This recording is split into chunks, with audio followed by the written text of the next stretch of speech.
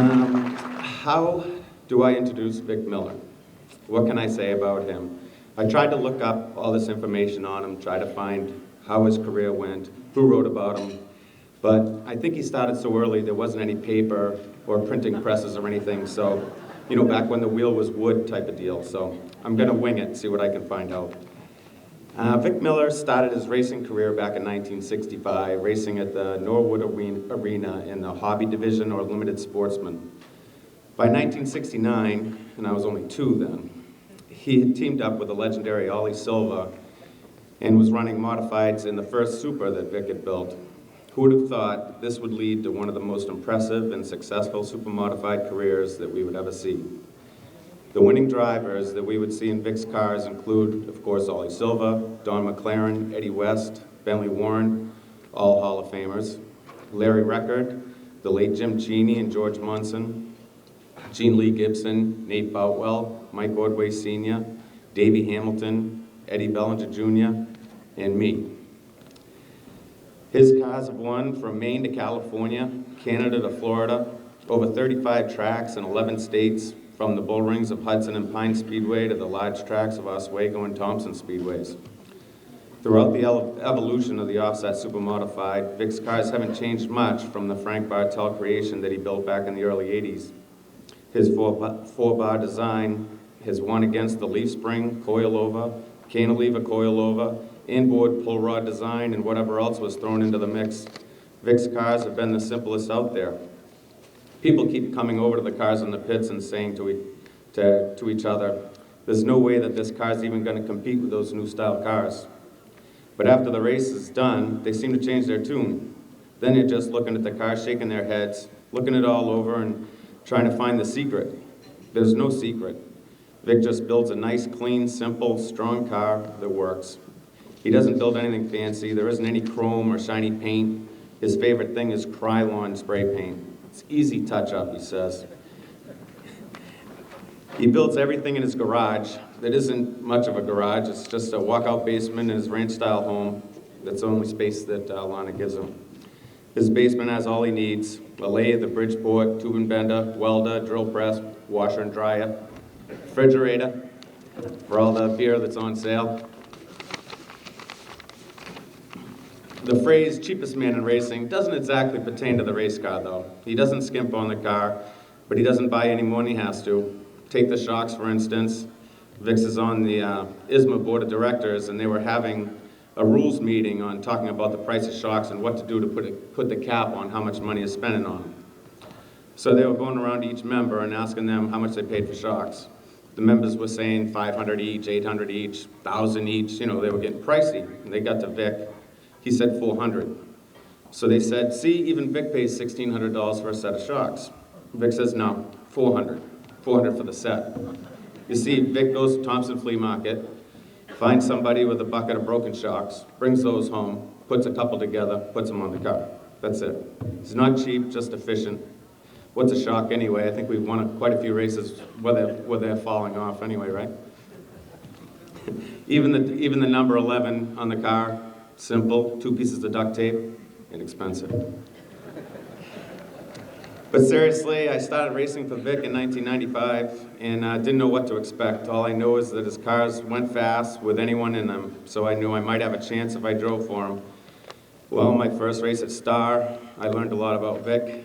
You see, I didn't even make it past the warm-ups when I kind of hit the 4th turn wall a little, or a lot. And I figured that my career with Vic was over before it even started. But Vic just shrugged his shoulders, chomped on a cigar, and went back to the clubhouse, which was his old cube van hauler. Had another beer. That was it. Didn't get excited. He's been around, seen it all, never puts any pressure on you. He just wants you to go out there and give it your best shot. That's all. Whatever happens, happens. Makes it easy for a racer to race for him. And who wouldn't want to? From his records. His cars are simple, safe, and fast. But of course, what he's done, he's got 6 ISMA championships in 3 seconds out of 10 years. He's won 8 World Series events at Thompson, 6 Star Speedway Classics, 5 Super National victories at Oswego, 4 Sandusky Speedway high milers in a row, Multi-track championships at Star and Lee, everywhere, places I don't even know. Track records at least probably 7 different tracks, 5 wins at Berlin Speedway in Michigan, plus the Florida 200 at Golden Gate Speedway in Tampa, the Gold Coast Classic Series at Roseville, California, topping a 102-car field, the Firecracker 10,000 at Hudson, 4 wins at Mansfield, Ohio, and just many more. I don't know how many wins. I don't know if he knows how many wins he's had, but for over 45 years, Victor showed us that a small low-buck team with the right equipment and knowledge and a little effort can compete with the best of them and actually become the best. I just want to congratulate Vic and my opportunity to present him in the 13th Annual New England Auto Racers Hall of Fame. Well, I really don't know what to say right now. I think Chris has probably pretty well said it all. Just looking around at all the people that are in this room, I see Leo Clary and just so many good drivers. Billy Harmon, I noticed right behind me and stuff. And it's just a lot of fun to come here and see all these people. And I watched them race. I talked to George Savory a little while ago. And this is really an honor. And but I haven't done this alone. I had my family, my wife Lana, and my son-in-law, and the children and everything, and it's really something. But the thing I'd like to say is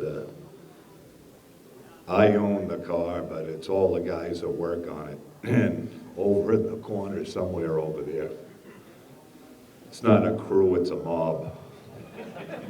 But most of them are with me for like 25 years, and it's really something because we wouldn't be anywhere near where we are without all those guys working. They do anything it takes, and that's the reason we're here. Scott LeClaire, Phil Rice, I just can't name everybody because there's been so many people over the years that have helped me and worked on the cars and stuff. And you know, we've had, like Chris mentioned, all the drivers, Bentley Warren, Ollie Silver, and Nate Botwell, and Chris Purley. Obviously, we've had so much success with him. And one little thing I'd like to say, we were at a Berlin Speedway about 3 or 4 years ago, and I mentioned to Chris, I said, you know, if you ever win the feature here, just do me a favor.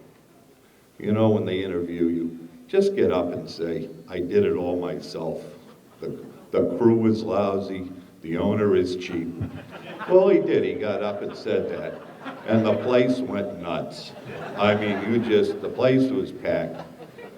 Johnny Benson's involved with the track out there, and the crowd just went wild. And every once in a while, we all think back to that, and it was just unbelievable when he said that. The crowd just erupted. But one thing I'd like to say, I'd like to thank Eddie Shea and R&R Engines. They've done a tremendous job. Eddie Shea helping us out with anything we need for the cars, and R&R Engines, Ricky Moore there, they've given us tremendous horsepower and reliability. We still have one engine we're running from back in the middle 90s, and it's still, you know, it can win today. But I don't know what else I could say. I'd just like to thank everyone for coming and seeing all some new faces and a lot of the old faces that I've seen around the racetrack. And thank you all very much.